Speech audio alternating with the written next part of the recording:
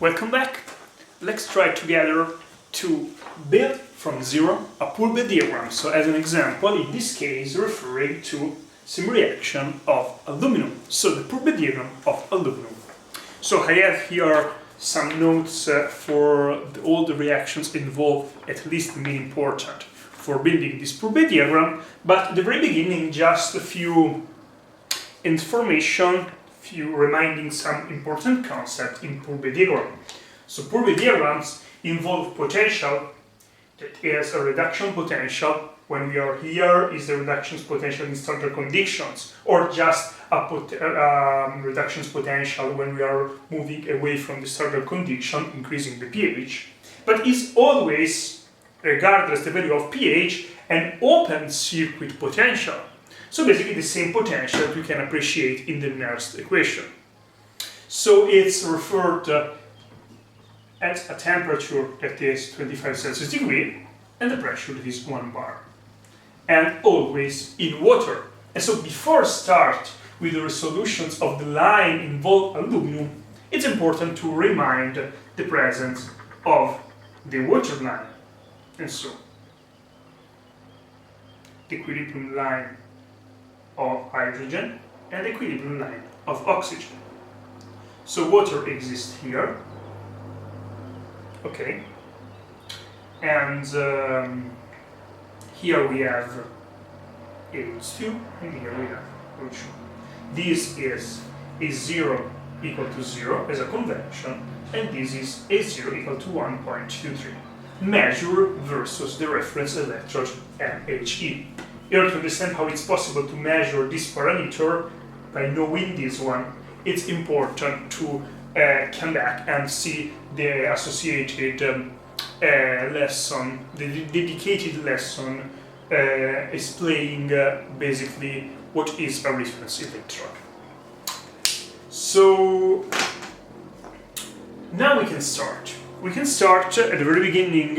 Let's know that we have a first reaction, similar reactions or reductions of aluminum, in this case that is aluminum 3+, and we have our first point. So our first reaction is the reductions of aluminum 3+. So before start, this is a redox reaction. So we have an exchange of electrons, but at the same time is a semi-reaction having no the presence of H plus or OH minus. And so we have that in this case the potential is a constant, obviously it depends on the activity, but is not a function of the pH in accordance with what we have studied and investigated in the last lessons, the first lessons on Pourbaix diagram. So basically what we can imagine is that this equilibrium line in this stage diagram, it will be an horizontal line. We can imagine this. And how we can understand basically which horizontal line, in which potential value this horizontal line could be designed. Well, this in accordance with the resolutions of the nearest equation. And so we have, for instance, the nearest equations of aluminum is equal to E0, obviously E0 of the same redox couple, computable as a reference versus MHE, so versus this reference electrode, as always. And obviously we can have,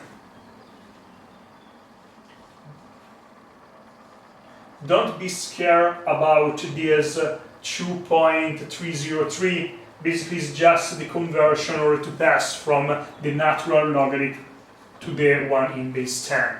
So we have shifted this in this, and this number inside allow us to make the conversion, so don't be scared about that. And so we have, since here we have the minus signs, the oxidized species is under. Why this is 1 and not, for instance, aluminum as metallic aluminum? Because often when we are dealing with the resolutions of nearest equation for design Pourbaix diagram, when something is solid, So for instance, aluminum in this metallic state is solid. In this state is in solutions, is dissolved, is an oxidized species. But here, aluminum 0 is a metallic aluminum, and so it's a solid. And when something is a solid in your next equation, it could be assumed as pure, and so the activity, it could be considered as equal to 1. And so we are imagining that this is 1. In this case, basically, we know this, we know that this is basically, we know this, it could be difference, we can, it could be difference value, but we know the temperature, in this case 25 Celsius degree, we know the Faraday constant, and we know this. So this is a constant, this is a constant, so the temperature is a constant, air is a constant, and the Faraday is a constant, this is not a constant. So basically we can say that E in this case is a function of something, but it's not the functions of pH, it's just a function of the concentration of aluminum 3+. In particular, the activity. Now I'm writing it as functions of a concentrations. We know that more precisely it should be an activity. So if we are solving basically this equation, we can appreciate how this is equal to E. E0 in this case is minus 1.633 and plus all these things is equal to 0.017197 logarithm of the concentration of aluminum 3+. So what does it mean that we know this value that is constant, and this is referred with respect and the reference electrode, and we know that all these parameters are equal to this one. In this case, n is 3. It's 3 because we have 3 electron exchanging for each single mole of aluminum. And so basically we are able to appreciate how this is a straight line, is a function of something, but in this case this is not a function of pH, so it's not a function of pH, but is a function of a concentration. What does it mean? That in these types of diagram in which this is the pH, this function is correspond to a horizontal line, an horizontal line in which the starting point is 0, is this one, minus 1.633, but at the same time it could be even a little bit higher or a little bit smaller in according with the activity.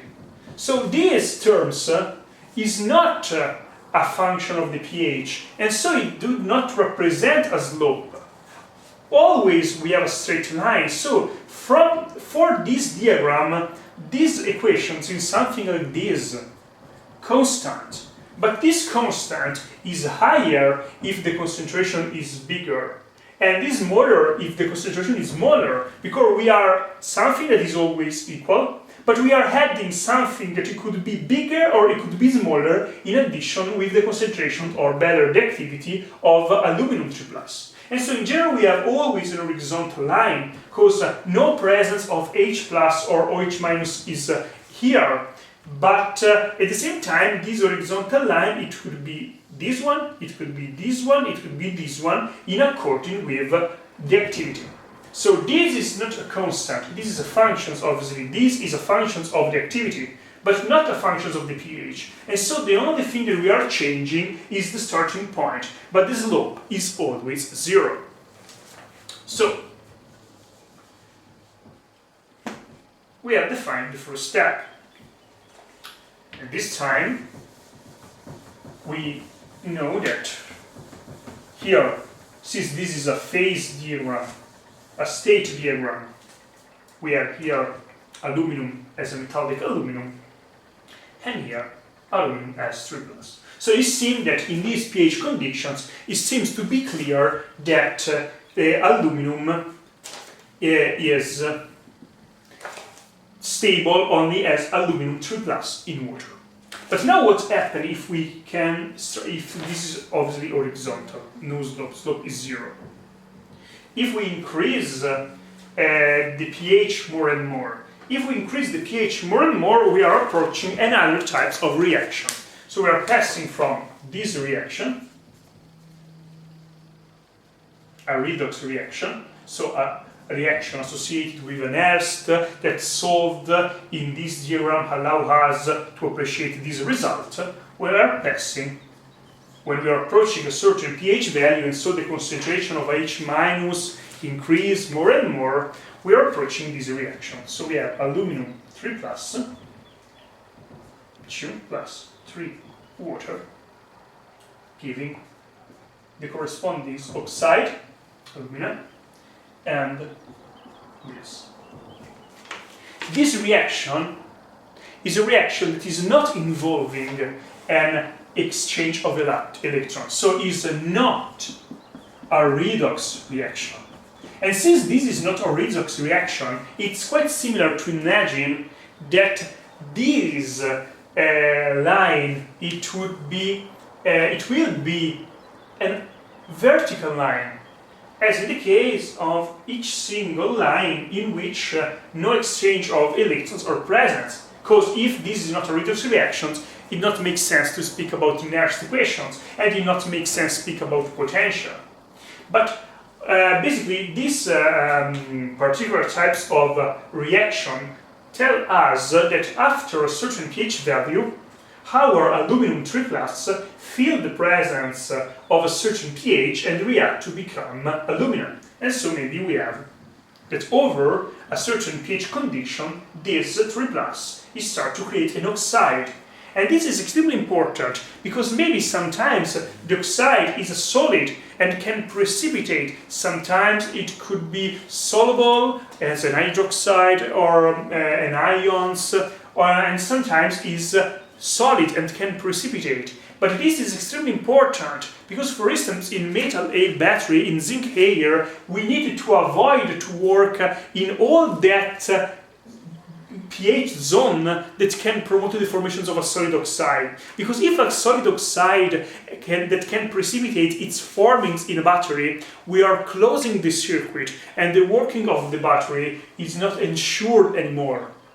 And so, if we are able to understand with Pourbaix diagrams the pH conditions concerning the formation of an oxide, we need to be aware on this aspect and say, okay, if we want to have a certain action, it's better to work away from these pH conditions, because maybe these pH conditions can lead to the formation of an oxide that can precipitate and can close the circuit. In metal zinc air, for instance, battery, we are working in super alkaline conditions, because in that conditions we are creating something that is soluble. And so we are fighting the formations of passivations and the formations of an oxide that can close the circuit.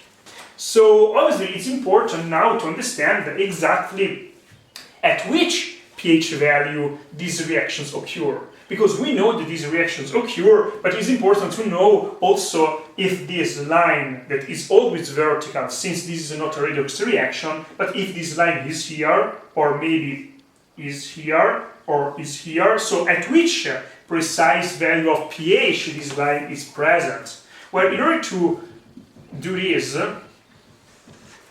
we need to remember that the equilibrium constant between the species interesting here is equal to H plus elevated at 6. Okay, and obviously this is aluminum is not a redox reaction, it still remain 3+, and so we can write this as aluminum 3+ elevated at 2 times. So this is the equilibrium constant. We can take advantage of the equilibrium constant in order to obtain the value of pH in which these reactions is occurring. And so now we can say that the logarithm of this is equal to the logarithm of this.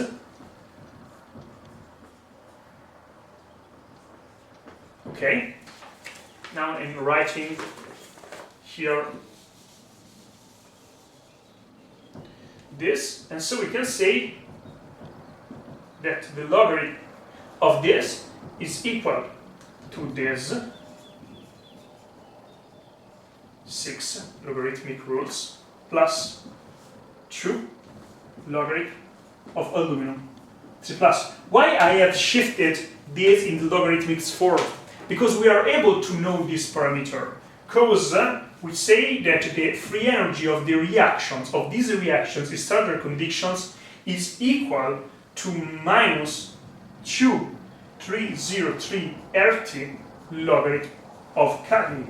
Because we know the relationship between the equilibrium constant and the free energy of the reaction, that is this one. But we have shifted the natural logarithmic in logarithmic base 10 with this specific number, and so now we are able, knowing the free energy of the reactions in standard conditions and knowing the temperature and knowing the Rydberg constant, we can say that these are always known, and we can appreciate the value of logarithmic of k. And the value of the log of k is basically equal to minus 11.436. We can introduce this inside, minus 11.436. We can make the division of each single term for 2, and we can have, since we are already able to remember basically how the logarithmic of H plus concentrations, the minus, is equal to the pH, we can just make some simple computing, some simple calculation, and we can say that 3 pH plus the logarithm of aluminum 3 plus is equal to this. So we can isolate the pH, and the pH obtained is equal to 3.9. This reaction is occurring at pH 3.9. So, at the very beginning, we have this equilibrium, and the equilibrium line defines the stability of aluminum as aluminum 3 plus existing in water, and aluminum as metallic aluminum not existing in water. And when we are approaching this pH, we have the formations of this oxide starting from this one. So now we can pass to the first equation. So we have another, after these conditions of pH, we have another reaction, and this reaction is basically a reaction that involves both a proton exchange with the formations of H plus and electrons. This is extremely interesting, because here we have both electrons and both H plus, a situation that is similar with respect to the one that we have described for the resolutions of the line of water. And so we are expecting to have a potential that is a function of the pH in this case, because this is our redox reactions, and so we can speak about potential. But we have even terms that can be connected with the pH, and so we are expecting to have a line having a certain slope. In fact, if we take the Nernst and we can solve the Nernst substituting the pH with respect to the logarithmics of the activity of H+, as we have described, for instance, for these two lines, the exactly types of a resolution, we can appreciate how this function is equal to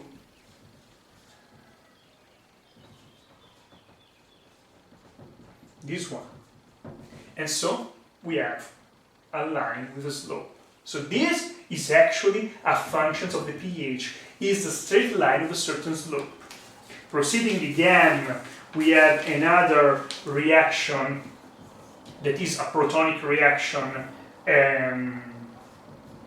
passing from the aluminum to another types of oxide. This is a proton reactions that is not involving any types of exchange of electrons. We can proceed with the same calculation, and here the pH at which this reaction is occurring is equal to 8.64. Interesting is the fact that the product formed here is this one and is soluble. So maybe it could be interesting to work in these conditions if we need to work in alkaline conditions, but we want to avoid the deformations of this stable solid product. And then we can proceed further, and the last reaction is again a reaction like this, in which we have both something that could be connected with the pH and is at the same time a redox reaction. We have aluminum, so this one is equal, plus 2A, not is equal, it gives